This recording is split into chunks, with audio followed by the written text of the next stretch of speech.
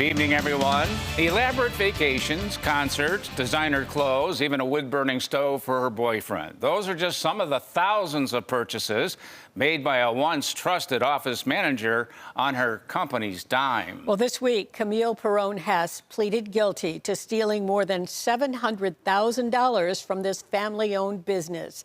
News 4's Kelsey Anderson met with the owners this afternoon. I don't think I will ever be able to trust anyone again. In 2014, June and John Brennan bought Lancaster tanks and steel products. In 2016, they hired Camille Pirrone-Hess, a likable, friends-with-everybody type person, to do their bookkeeping.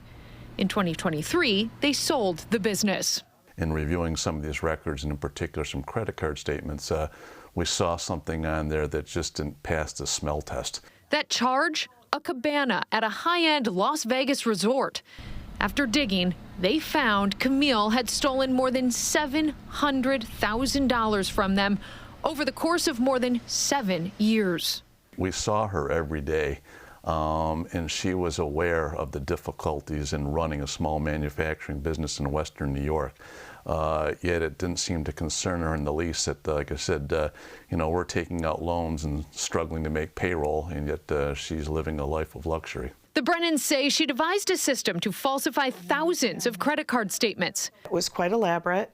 It even fooled their external accountant, and it was life-changing. In John's victim impact statement, which will be used at Camille's sentencing in July, he tells the judge, "My daughter is still paying off a sizable student loan, while Camille paid her younger son's tuition.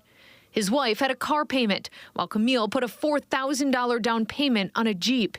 He brought a brown bag lunch to work to save money, while Camille used the company card to pay for groceries, liquor, and eat out at fancy restaurants." But what they're most upset about? These white-collar crimes happen often across Western New York.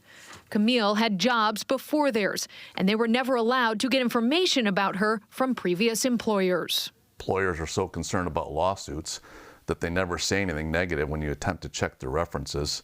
And as a result, bad employees just get passed on from one company to another. Also, New York State recently enacted laws to prevent asking job applicants if they've committed a felony.